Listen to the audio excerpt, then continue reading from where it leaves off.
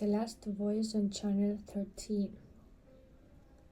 There is an old rule among truck drivers who travel the highways at night. Most laugh about it, some swear by it. But the ones who have experienced it never speak of it twice. The rule is simple.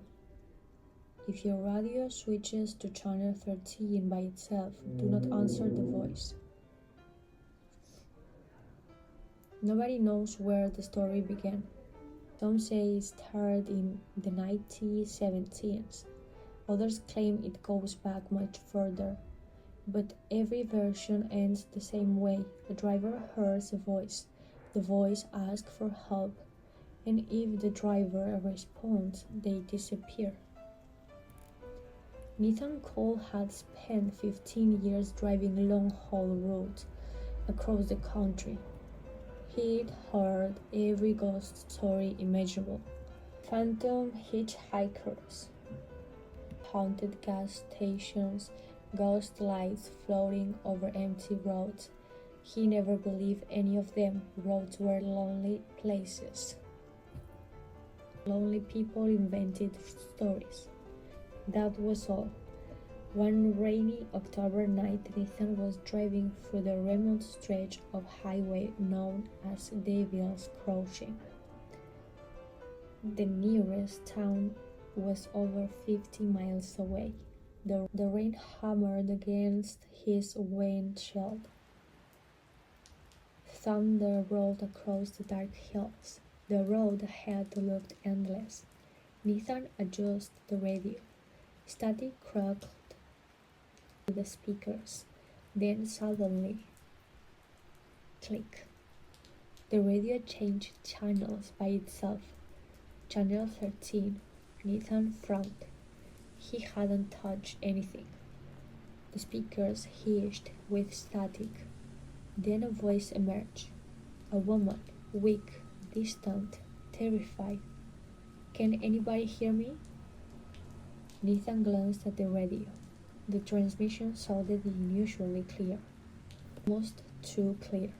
"Please," the woman whispered. "I need help."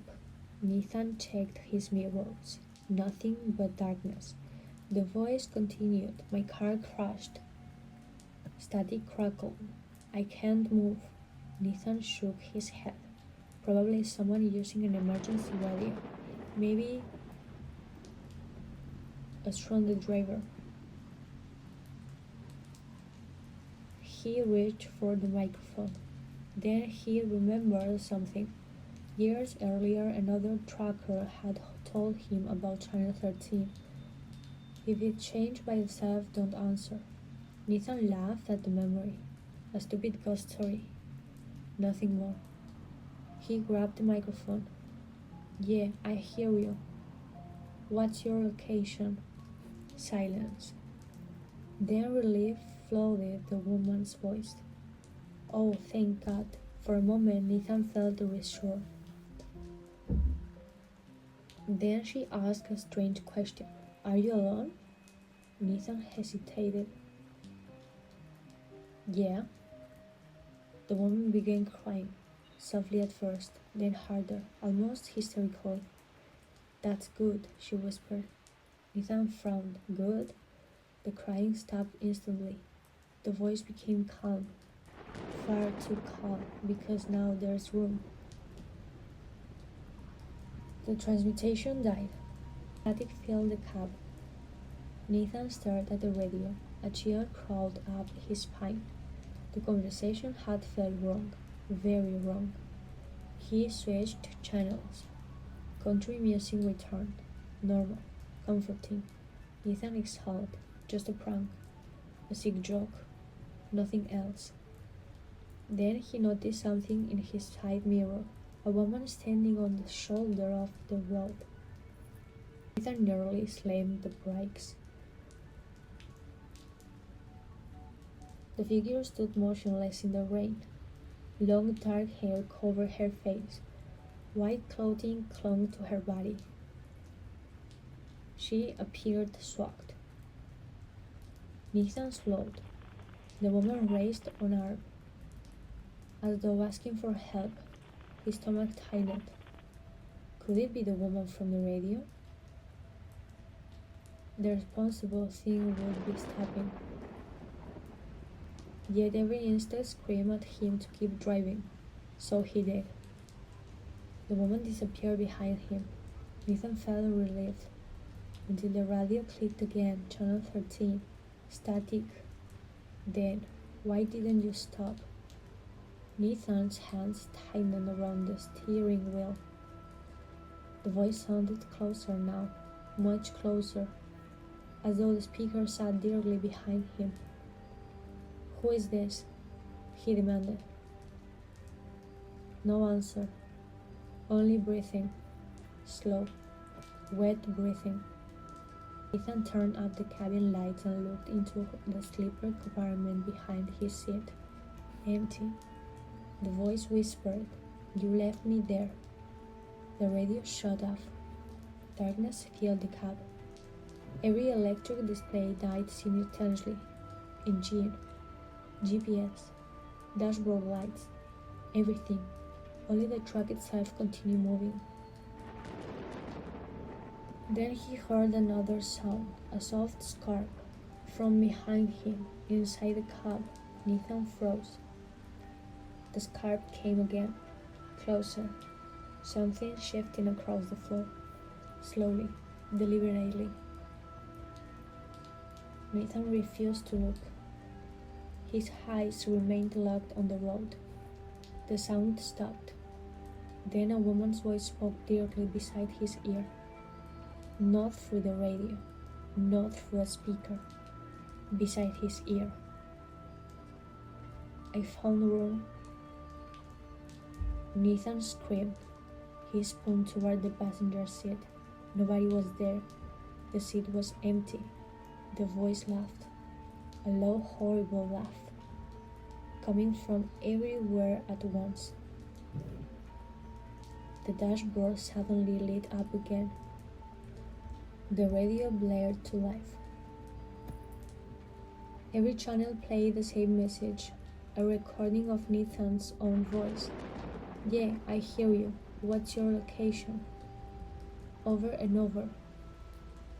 Again, again, again. Nathan accelerated. The truck surged forward. 80 miles per hour. 90. The storm intensified. Visibility vanished. Lightning flashed across the sky. For one brief second, the road ahead illuminated. Nathan saw dozens of people standing in the highway, men, women, and children, all soaking wet, all staring at him, all smiling. He jerked the wheel. The truck skidded. Metal screamed.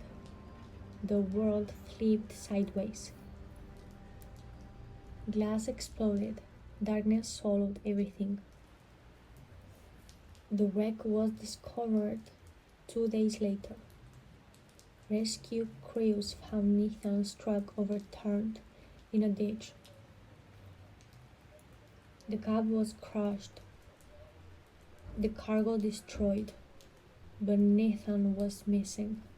No body, no blood, no footprints leading away from the crash. Nothing. Authorities launched a search. They found no trace of him. Eventually, he was declared dead. Just another missing person, another unsolved case. 6 months later, a truck driver named Carlos was traveling through Devil's Crossing during a thunderstorm. Around midnight, his radio switched channels by itself. Channel 13. At first, he heard only static. Then a man's voice emerged.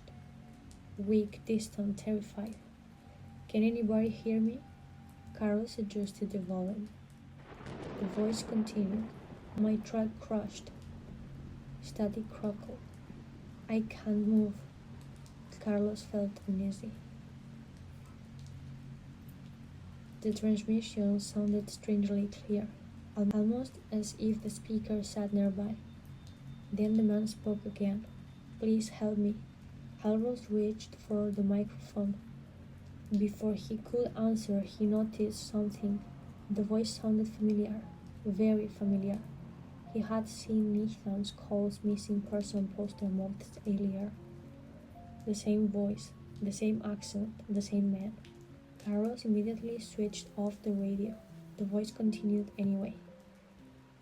Even with the power disconnected, even with the speakers unplugged, still speaking, still pleading, still getting closer. And according to the story trackers tell today, if you're driving alone at night and channel 13 suddenly turns on by itself, you may hear Nathan's voice asking for help. Some drivers answer, most don't. But those who do all report the same final transmission before the signal disappears forever. "Thank you for stopping."